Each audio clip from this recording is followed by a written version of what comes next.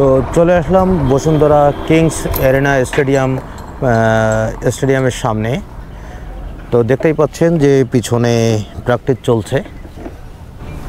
আমরা আছি এখন এই মুহূর্তে বসুন্ধরার ভিতরে, বসুন্ধরা যেখানটাতে কিংস এরিনা স্টেডিয়াম। তো এই কিংস এরিনা স্টেডিয়ামের আশেপাশেও অনেকগুলো প্র্যাকটিস মাঠ তারা করেছে। এখন দেখতে পাচ্ছেন যে পিছনে প্র্যাকটিস চলতেছে। বসুন্ধরা কিংস নামে একটা টিমও তারা চালায়। ডিসেম্বরের 15 তারিখের পরে 16 অথবা 17 তারিখ আমাদের উত্তরবঙ্গে যাওয়ার ডেট। উত্তরবঙ্গে বাইক ট্যুরে যাব একেবারে তেঁতুলিয়া পর্যন্ত। তো ওখানে শুনেছি যে বিভিন্ন খবরে বা বিভিন্ন ব্লগে দেখি যে পৃথিবীর সর্বতৃতীয় পর্বত শৃঙ্গ কাঞ্চনজঙ্ঘা এখান থেকে ধরা দেয় বা দেখা দেয়। তো আমাদের দেখার ইচ্ছা আছে। আর উত্তরবঙ্গের